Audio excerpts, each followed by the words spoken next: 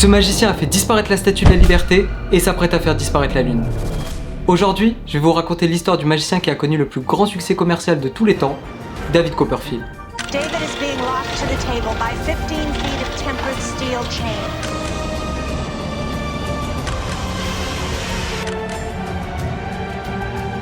I'm gonna make the moon disappear. I don't see it. It was there and it's not there anymore. When that curtain went down and there was nothing there, I just couldn't believe it.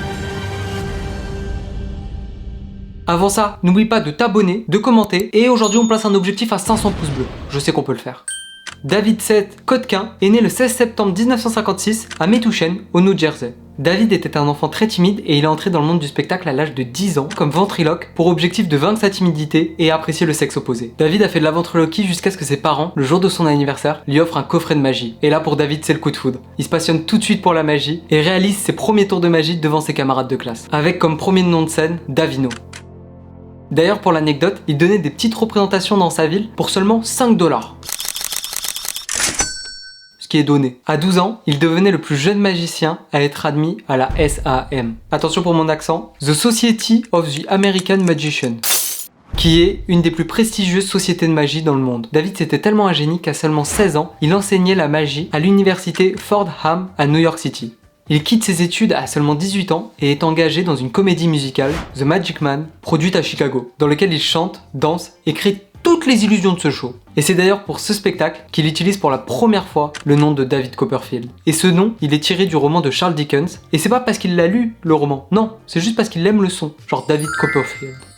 Très vite, en 1977, David se fait remarquer par la grande chaîne de télé ABC, qui l'engage pour une série télévisée nommée La magie de David Copperfield, où il y fait ses premiers tours de magie et ses premières grandes illusions qui l'ont rendu célèbre. Dans cette émission, il se fait couper en deux par son assistante avec une tronçonneuse.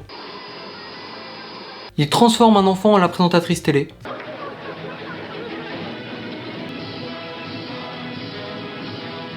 Il fait disparaître et apparaître des gens, mais toujours avec une certaine mise en scène.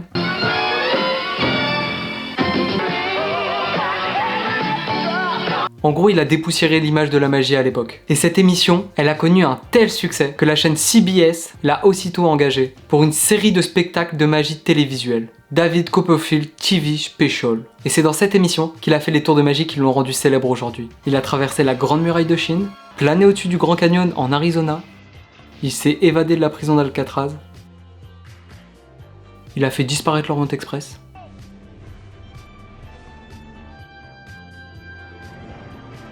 et le tour qui l'a rendu le plus célèbre aujourd'hui, il a fait disparaître à la télé la Statue de la Liberté.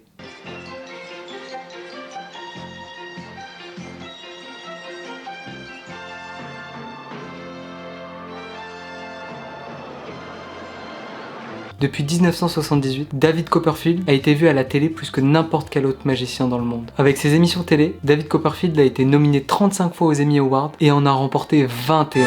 Ce qui fait la spécificité de David à l'époque, c'est la mise en scène, incluant le son et la lumière, qui crée un certain gigantisme dédié principalement aux rêves. Dans ses illusions, David fait de nombreuses références à son enfance et ses assistants sont réellement inclus dans la mise en scène, avec entre autres des danses chorégraphiées. Avec tout ça, on pourrait croire qu'il néglige la magie de proximité, mais pas du tout. Il continue à faire ses tours de cartes, des tours avec des cigarettes, il y a une caméra sur scène qui filme et qui retransmet. Dans les années 1990, il commence à réduire sa présence à la télévision et fait ses débuts à Broadway. 3 ans plus tard, il lance You, un spectacle itinérant très élaboré. D'ailleurs, son spectacle à Las Vegas, qui existe depuis 1996, est l'un des plus appréciés de la ville, si ce n'est le plus apprécié. Depuis 2003, il propose le spectacle David Copperfield, An Intimate Evening of Grand Illusion. Pour vous mettre dans le contexte, le MGM Grand Las Vegas, c'est l'hôtel le 2e plus grand du monde. Il présente plus de 500 spectacles par an et voyage avec son équipe à travers le monde. Il se produit non seulement dans les théâtres, mais aussi dans les méga salles du monde entier. En 2018, lors d'un procès, David a dû révéler le secret d'un de ses tours de magie. Le tour était simple, faire monter des gens du public sur la scène et les faire se téléporter à l'autre bout de la scène. Sauf que le 12 novembre 2013, un spectateur pendant le tour s'est fait une commotion cérébrale et a eu une épaule disloquée. Et du coup, durant le procès, pour se défendre, au plus grand regret de David, il a dû révéler son tour de magie. They were en route to appear in the back of the theater. Yes. That's executive producer Chris Kenner explaining how the magic trick works. And then this is a little hallway covered the top. They would come through, and then step down the stairs. That would be the first exit out of the... Malgré tout, David est le 13e plus grand artiste et le magicien le mieux payé au monde. D'après le magazine Forbes, sa fortune est estimée à plus de 800 millions de dollars. David possède aussi de nombreux records. Le livre Guinness des records a calculé qu'il a vendu plus de tickets dans sa carrière que n'importe quel autre artiste en solo. Donc en gros, il a vendu plus que Michael Jackson, Beyoncé, Lady Gaga et tous les artistes auxquels vous pouvez penser. Il a vendu plus, c'est tout. David est aussi passionné par le cinéma. Il a joué dans énormément de films, mais je vais juste vous en citer un ou deux. Le Monstre du Train, Liberian Girl. En dehors de la magie, une des plus grandes réalisations de David Copperfield, c'est certainement Project Magic.